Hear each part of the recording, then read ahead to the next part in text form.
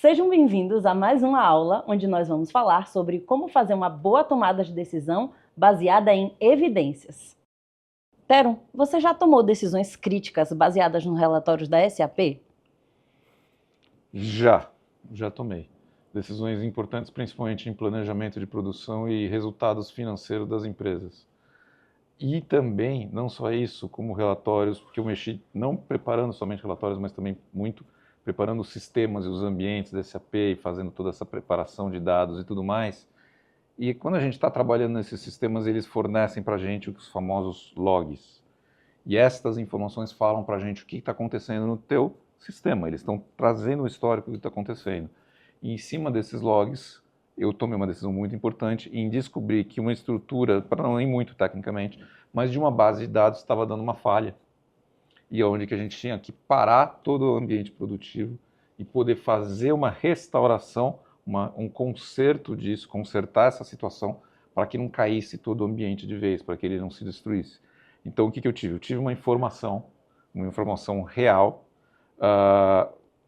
confiei na informação, mas eu revi ela e tive mais evidências dela para, em cima disso, sim, tomar uma ação, e era uma ação complicada, porque eu tinha que parar uma multinacional, e parar uma produção de uma multinacional que funciona 24/7 é uma questão complicada. Então, a gente teve que parar, alinhar com todo mundo, fazer esse conserto, planejar o conserto e depois voltar em produção, e tudo aconteceu tranquilamente. Perfeito. E como é que os dados do SAP mudaram a forma em que as empresas conseguem avaliar efetivamente toda essa parte de performance ou de riscos? Então, vamos lá.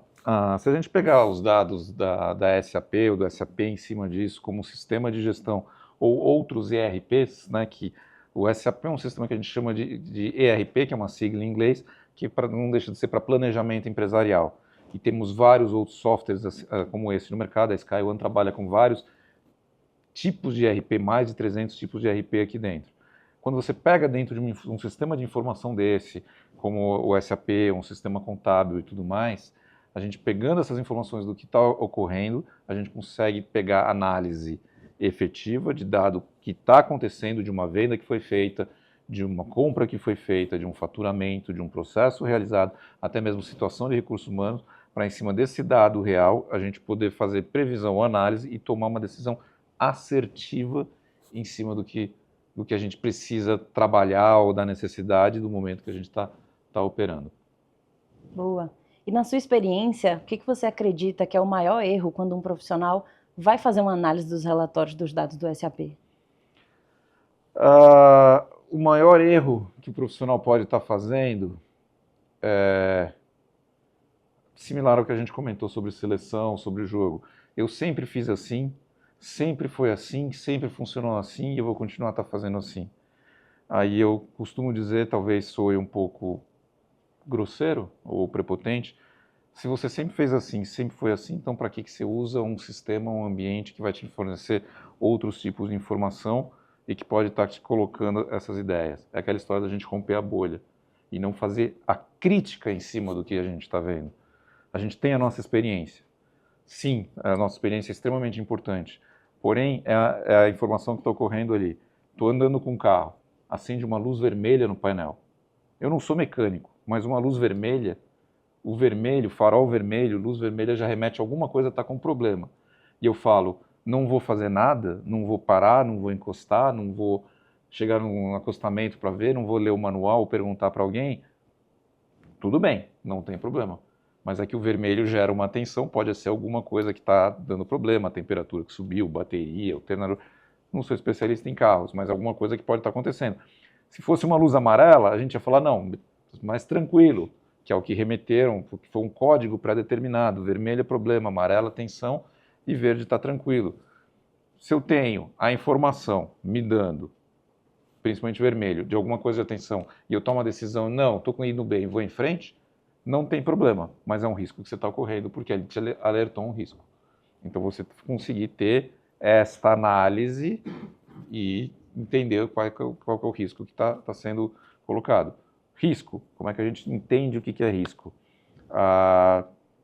Ainda existe como método de finanças a gente colocar e aplicar o dinheiro na poupança, que é praticamente risco zero, que tem todo o controle do governo, dos bancos, para se aquele dinheiro teu vai voltar para você.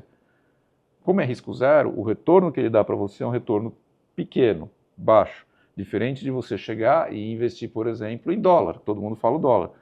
O dólar, a gente acompanha qualquer coisa que aconteceu na política, política do Brasil, política do mundo, alguém espirrou de uma forma errada, ele sobe e desce. Você tem um risco maior.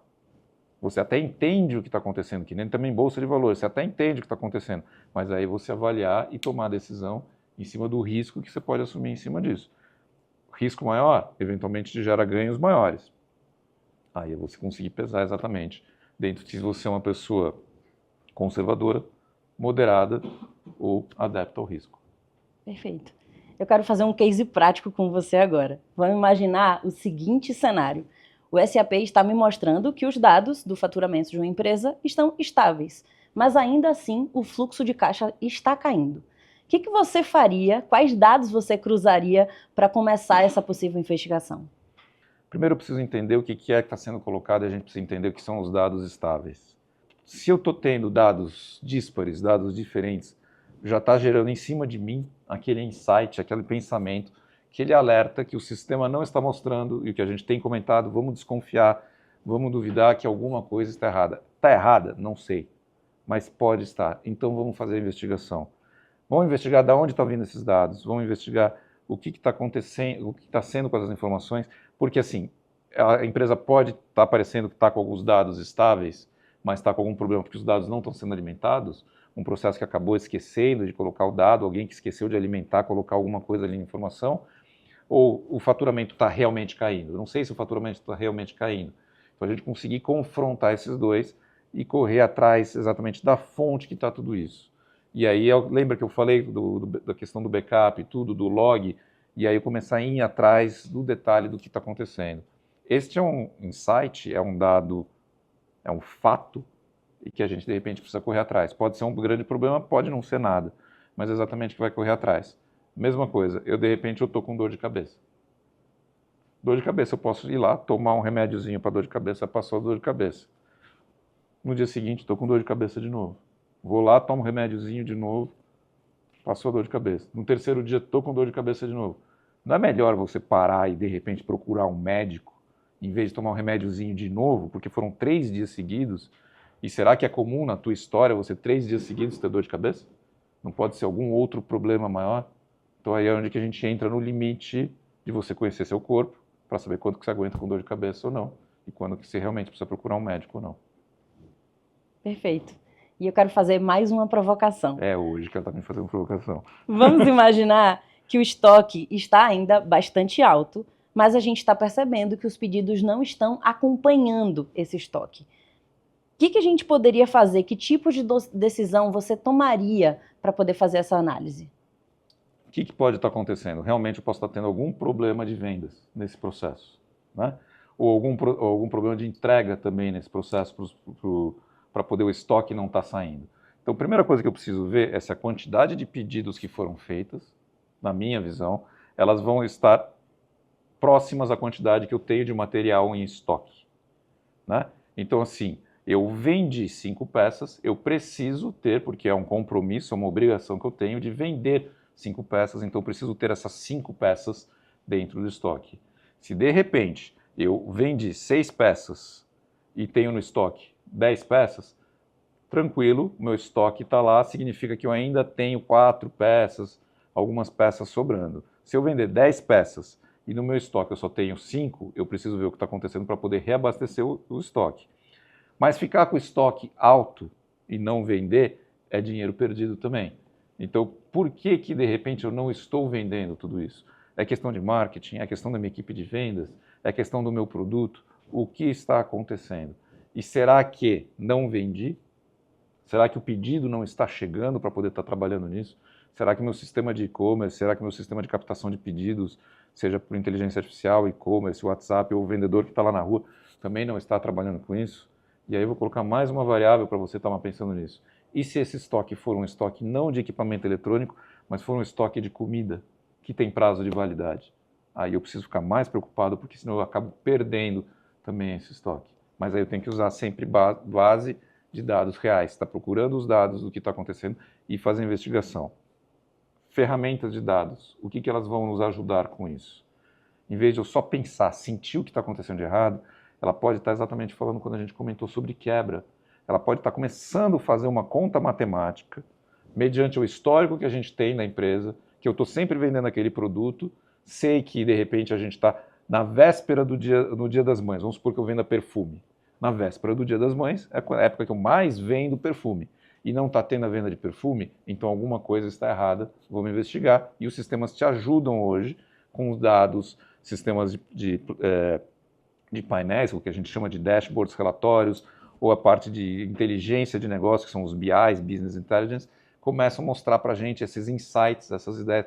Pode estar tendo um problema e a gente começar a focar em cima disso. Tem algum relatório específico do SAP que te ajudaria a justificar essa sua escolha, essa tomada de decisão? Tem um relatório muito específico no SAP e nos RPs que ajudam você a tomar essa decisão. A pessoa que está trabalhando atrás do teclado. Ela é a mais importante, porque ela, por mais que você tenha a ferramenta te oferecendo as coisas, ela que vai fazer a análise e vai te ajudar a tomar as decisões finais em cima disso. Ela que vai entender, o teu especialista da informação daquele módulo, daquela situação específica, ele que vai realmente poder estar trabalhando em cima disso. A ferramenta é um meio para poder te ajudar. Perfeito. Se você tivesse que decidir, então, entre produção ou em vendas, como os dados conseguiriam te ajudar a você pensar em uma priorização? Aí vai uma parte do meu histórico de já ter sido empresário. E assim, eu primeiro vou vender. Depois eu vou ter realmente garantir que eu vou conseguir fazer a produção e que eu consiga material no mercado. Então, primeiro eu preciso realmente garantir que eu tenha essa venda para poder, e claro, a obrigação de entregar o que eu vendi, isso é óbvio, mas para poder depois fazer a produção em cima disso. Eu preciso, não adianta nada eu produzir alguma coisa e não vender. Vou jogar para comida. Vou chegar agora e vou fazer um prato de arroz e feijão gigantesco, mas eu não estou com fome. O que vai acontecer com esse prato de arroz gigantesco? Vou jogar fora, vou deixar mais tempo na geladeira, alguma coisa do gênero. Então não preciso fazer esse prato de arroz gigantesco, ou de feijão com arroz gigantesco, ou não preciso fazer o prato de feijão com arroz. Teron, quero mais uma vez te agradecer. Muito obrigada pela sua presença aqui com a gente. Obrigado a você. Turma, chegamos ao final, à conclusão de mais uma aula. Nos vemos no próximo conteúdo.